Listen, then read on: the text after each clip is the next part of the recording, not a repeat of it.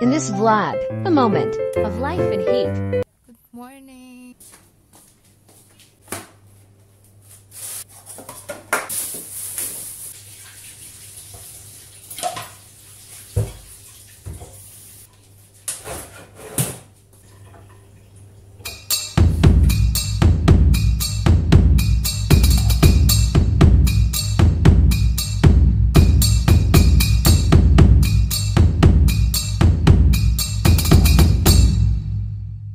Mga loves, ayan nga, nagpe-prepare ako ng carrot juice dahil hinahanda ko ang aking sarili sa paglabas o pagsuong sa kainitan ng araw. It's summer na here. Drink.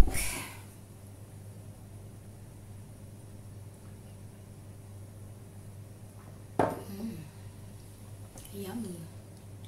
Ayan yung mga loves, ang sarap nga ng ng mga fresh juice, walang chemical, talagang galing sa prutas. Kailangan natin ito para protektahan ang ating katawan, lalo sa kainitan ngayon, mga loves. Medyo natutulala po nga ako dyan. At maraming iniisip. Yun pala, ibabahing lang ako. Hindi bahing na ako talaga. Kailangan ko ng maligo. Excuse me po.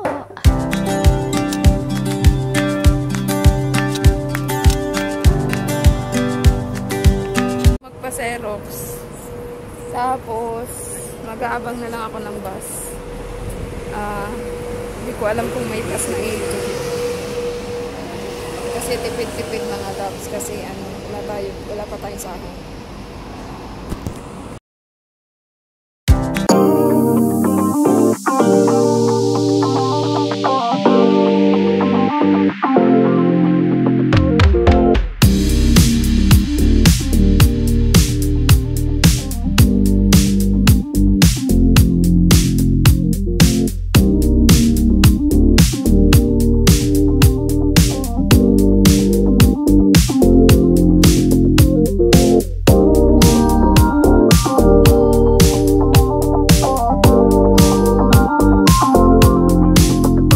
Na tayo at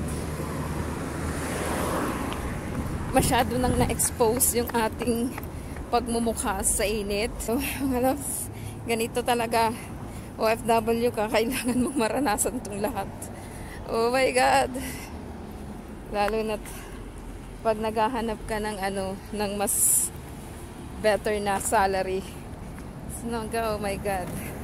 Kung alam nyo lang mga loves, ang isang OFW, lalo't pag nasa labas na ganito ang haharapin mo kainit. Sobra. So, kaya yung mga nasa Middle East, akala nila, lalo na yung mga nagtatrabaho sa labas o nagtatrabaho sa construction, nagtatrabaho sa sa mga walang aircon. Pag umuwi, kala mo hindi nag-abroad kasi hindi maputi, mas itim pa sa Pilipinas ang kulay. Kasi nga, mga loves, ganyan ang hinaharap ng mga nanay at tatay nyo. Kaya, mahalin nyo ang mga inyong magulang. Oh, nasa ako. Ayan tayo, mga loves. So, naglalakad ako papunta sa opisina. Kailangan talaga magsakripisyo, no? Sayang yung hindi naman sayang, pero kailangan nating magtiyaga papunta dito sa dapat puntahan. So see you again mamaya, mga loves, at ako'y papasok sa opisina. Baka ako'y pagbawalan mag vlog doon. See ya! Mga loves, nagpasa lang ako ng paper dito sa aking dating work sa opisina. So, mabilis lang. Actually, binigay ko lang yung papel ko, tapos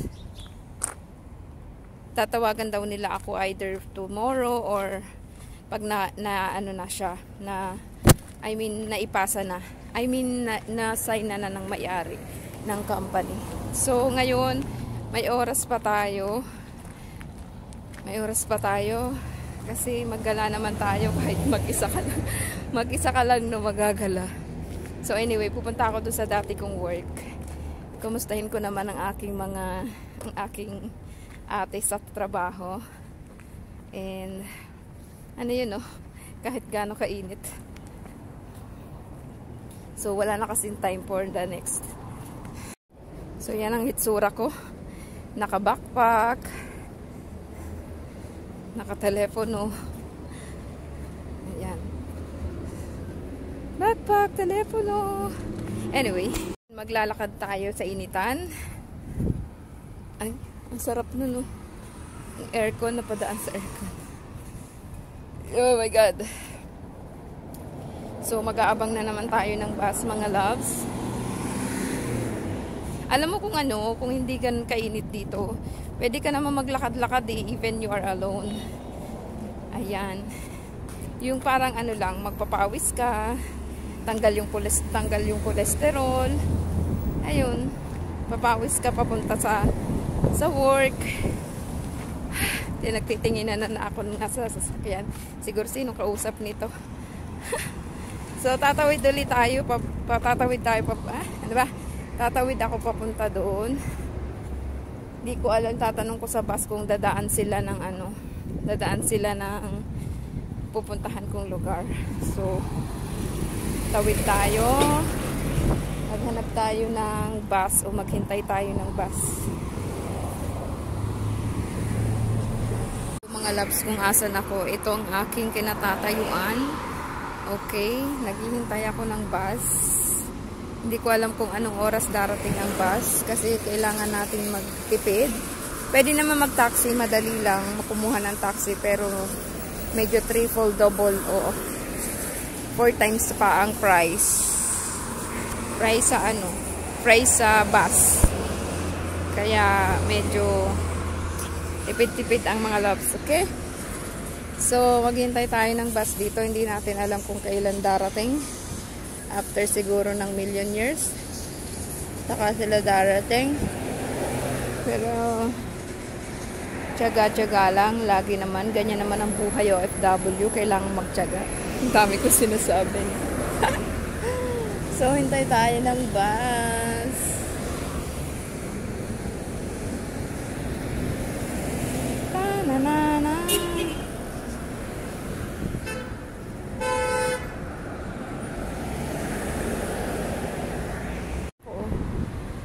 Kakapanood ng Korean drama. Ayan ang itsura ko. Actually, 3 araw akong walang pasok, diba? Sabi ko naman yun sa intro.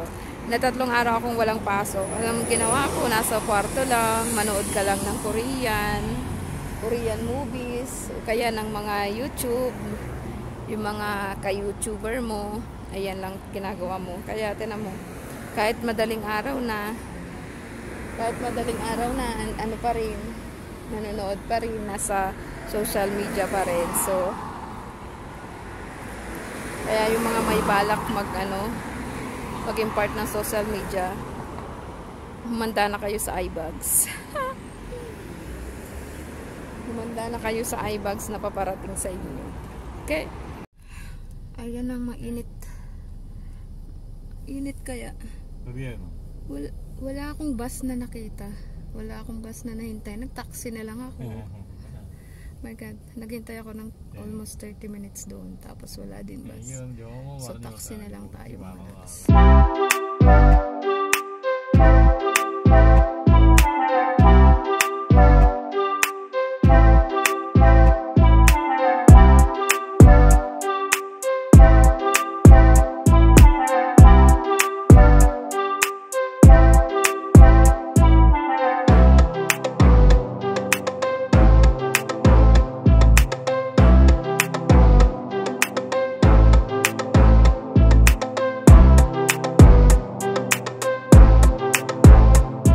Sa place ng dati kong trabaho, bili lang ako ng McDonald's kasi wala lang, trip ko lang bumili ng McDonald's. Medyo nagutom lang ako. May nakikita akong friend sa baba,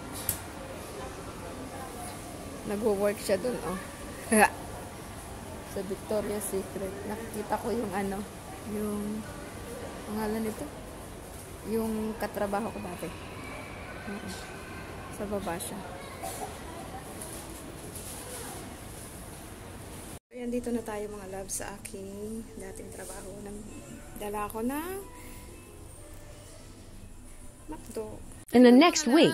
Good afternoon. Welcome back to our channel. It's me, Clanny, and welcome to Clanny Club Bunny channel.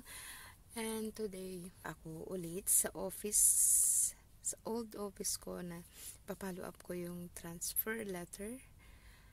Kung ano na nangyayari, hindi naman ako nila tinatawagan. And I'm not sure kung na-film ko yung pagpunta ko doon last week. Nung pinasa ko yung aking transfer letter. So, today's follow up na natin doon. Kasi kung ano na ba nangyayari. Kasi wala pa akong tawag. Oh my God, kailangan ko na yung ayusin. Kasi kailangan ko nang may transfer yung aking paper doon sa old to new ko. So, mag-aayos lang ako ulit. And see you again. Ito na nga tayo mga loves. At nakapag-ayos na. Maglalakad na naman tayo sa initan. Papuntang opisina. So, laban lang. Ayan, kung gaano kainit. So, laban lang tayo. Kailangan talaga natin ng pandong pag umaalis tayo. Ayan, ipandong tayo.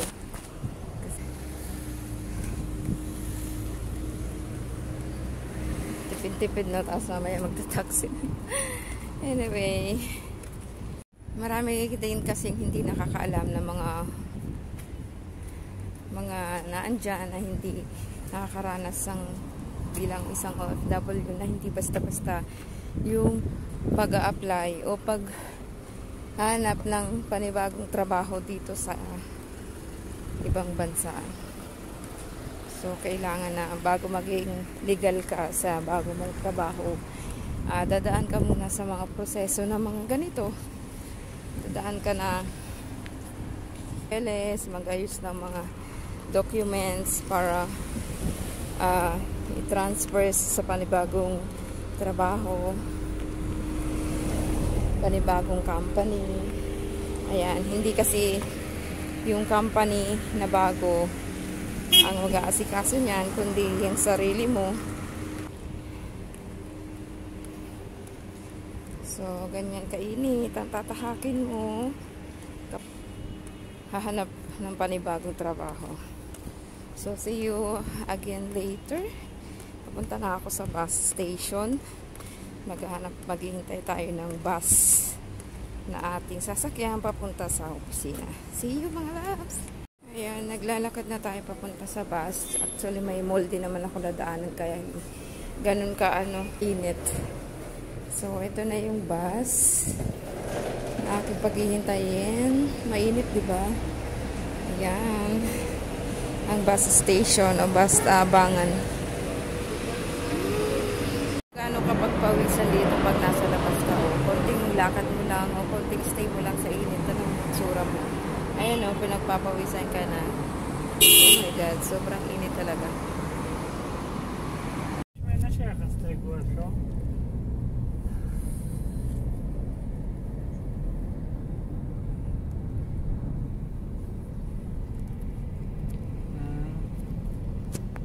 So, ito na nga, nakuha ko na yung papel, tsaka yung passport ko.